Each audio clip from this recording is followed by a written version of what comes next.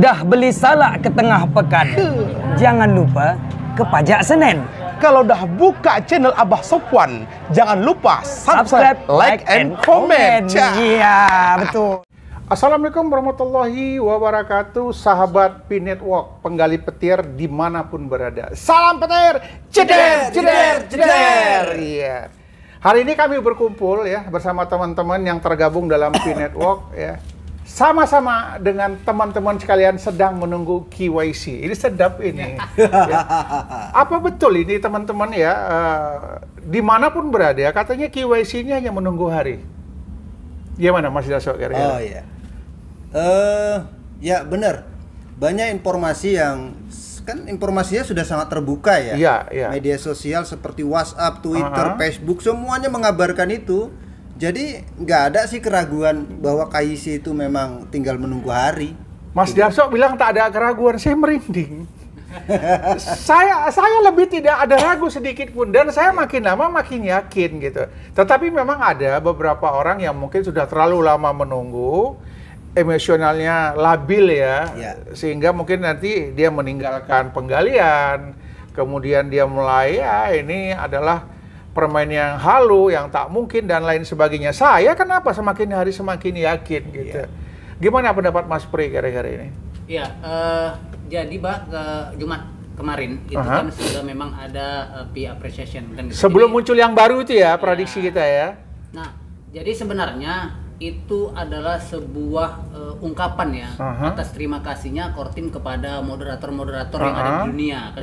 Nah, kalau seandainya proyek ini gagal, bagaimanalah mental seorang Nicholas Kokalis mempertanggungjawabkan kepada moderator-moderator yang sudah dimasukkan, wajahnya dimasukkan, kan gitu ke dalam video file kan gitu kan. Nah ini kan sudah mereka terkenal, dan kalau ini gagal, nggak mungkin dong reputasi seorang Nicholas Kokalis akan dipertaruhkan kepada jutaan orang kan gitu. Itu satu ya. Kalau saya berpikir dengan mungkin ratusan miliar uang yang sudah dikeluarkan ya, menyiapkan perangkat-perangkat untuk aplikasi P Network ini bukan main-main lagi. Sudah terlalu banyak modal yang dikeluarkan untuk itu. Nggak mungkin seorang sekelas Nicholas Kokalis mau menggagalkan ini. Saya nggak yakin. Gimana Mas Darso?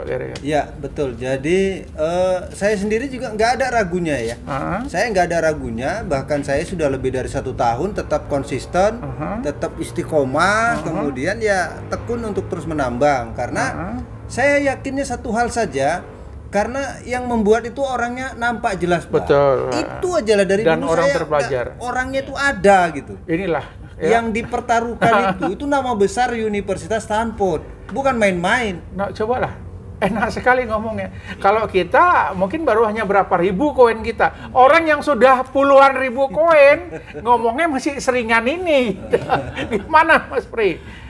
Jadi seperti dikatakan Mas Darso ya kan. Jadi kan selama ini kan ada bisnis koin kan dibantu, dibangun, dikerjakan, tetapi kan pemiliknya tidak nampak. Betul. Kan gitu. Itu pun jadi uang. Jadi uang ya. Nah, itu pun bisa ditukar dan ya mungkin diinvestasikan gitu. Betul. Bagaimana pemiliknya langsung sudah nampak di depan mata kita kan gitu. Walaupun itu hanya di sebuah media kan gitu. Betul. Tapi kan kita sudah kenal. Kalau sudah kenal, tinggal bagaimana kita yang bersiap gitu. Betul, betul. Jadi mereka memberikan proyek yang besar dengan ya mungkin update terbaru gitu. Betul. Tapi saya pikir ya pioner ini yang belum siap. Belum siap ya. Iya benar, karena gimana ya, kalaupun setiap hari Nicholas mengatakan begini-begini kan juga tidak mungkin. Lebay kan gitu kan. Tingkat emosional tadi, tingkat kesabaran lagi ya. Kalau saya melihat ya dengan kripto-kripto yang lain, kalau Pi Network ini menyentuh lebih dari 200 negara. Benar. Dan kalangannya pun tidak hanya tertuju kepada kalangan atas. Jadi semua lapisan masyarakat bisa bermain, bisa menikmati Pi Network ini. Kalau yang saya ngikutin jejak-jejak daripada Bitcoin, ya Mas Daso, ini yang main orang kaya semua. Karena PC-nya, alatnya mahal. Kemudian ada di satu negara, saya nggak tahu, mungkin ada ribuan PC yang dia siapkan. Dia monopoli penggalian itu. Akhirnya negara itu krisis listrik, krisis batu bara. Ini yang terjadi. Hanya orang-orang tertentu yang menikmati. Tetapi dari Pi Network, ini semua lapisan masyarakat menikmati. Hanya menunggu sabar dan tak sabar saja. Ya.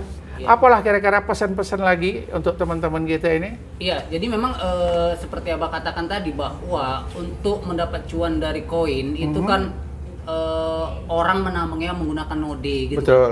Dan mesin node itu tidak murah gitu. Memang ada sih alat perangkat yang bisa untuk namanya menambang gitu. Betul. Kan. Tetapi memang DeFi ini dimudahkan kan gitu. Dimudahkan bagaimana dengan handphone saja kita bisa mengumpulkan ya koin sedikit demi sedikit. Kita tidak tahu price-nya berapa, harganya berapa. Betul. Tetapi yang jelas kita sudah ditentukan. Kalau Kortim nanti yang misalnya menentukan harganya sekian, ya kita terima gitu. Betul. Tetapi saya pikir ini harganya nggak main-main juga. Gitu kan. Sepanjang sepengetahuan saya yang saya ikutin dari awal yang namanya Pay Network ini, Nicholas Colocalis sudah memprediksi ya harganya menurut dia 314 itu. Iya. Nah, kembali lagi yang tadi menggunakan node tadi.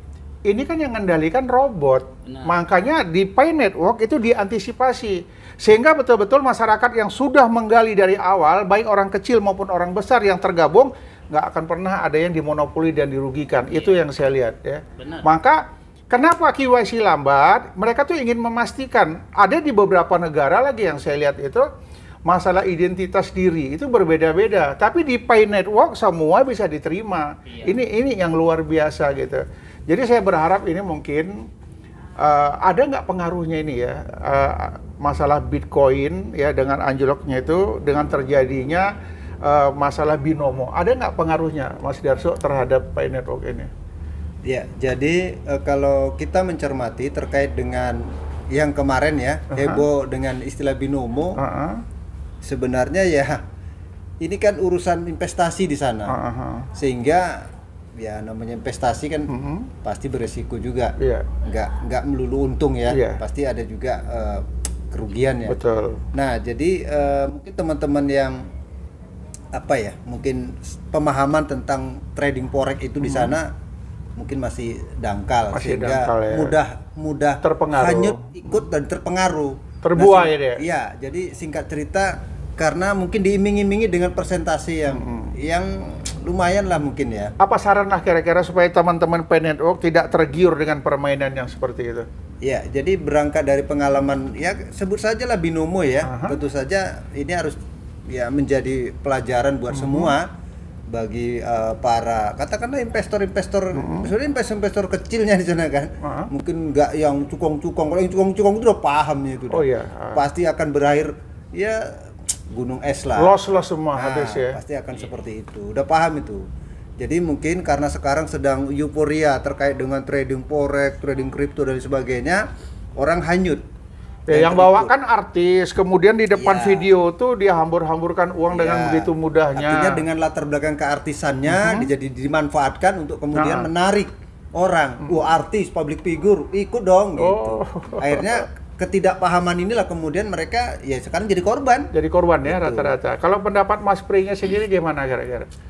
Ya, memang sih menambang koin, kemudian menambang koin di Dodak kan gitu, kemudian trading forex itu memang sebenarnya jauh beda ya kan Pak. Nah, tetapi memang apapun yang terjadi buat kawan-kawan nih sebenarnya juga banyak mereka di luar sana yang berpengalaman tentang itu kan itu bagaimana memilih bisnis investasi yang bentuknya apakah ini investasi murni atau memang ini investasi menggunakan jaringan kan gitu. Nah, kalau investasi murni itu biasanya kita datang ke kantor, ya kan, kita investasi, kemudian mereka memberikan sistem bunga atau persen kan gitu. Tetapi kalau memang investasi sistem binary, ini kebanyakan ya gitu, bobroknya nanti ketika memang bonus yang diberikan itu kepada leader atau kepada afiliator kan itu. Nah, afiliator ini untungnya ya tadi Tetap kalau untung misal- ya? tetap Afiliator kalau tetap untung. misalnya contoh Mas Darso misalnya leader gitu, bawa Abah masuk 10 juta, bawa saya masuk 10 juta, bonus binary-nya misalnya 10%. Mas Darso tetap dapat 1 juta. Saya bawa 5.000 orang, Abah bawa 5.000 orang, ya 10% kali 5.000 Dapat orang. juga. Dapat. Nah, inilah namanya afiliator atau leader yang membawa sistem binary. Yang main yang rugi. Yang main yang rugi, artinya gitu. Jadi kalau memang ya di belakangnya itu terjadi misalnya ya sebuah ya apa namanya ya ketidaknyamanan, trader pun juga nanti tidak Kena aman, ya semuanya. gitu. Nah, makanya bisa jadi ya seperti Jadi yang intinya tadi. ya tinggalkanlah yang seperti itu, ikutin terus Pay Network. Tapi jangan lupa, Pi Network hanya pekerjaan sampingan, pekerjaan pokok kita tetap kita kerjakan. Ya, kita menunggu hari untuk KYC ya. Kita berharap saatnya segera akan tiba. Kalau prediksi saya kemarin di video saya terdahulu itu antara Februari ke Maret. Pada saat hari jadinya Pi Network, maka disitulah penentuan KYC massal berikut dengan mainnet terbuka. Kira-kira begitu ya Mas Deso ya? Ya, baik para sahabat Pi Network dimanapun berada, itulah informasi terbaru yang bisa kami berikan. Salam petir, jeder, jeder, jeder. Assalamualaikum warahmatullahi wabarakatuh.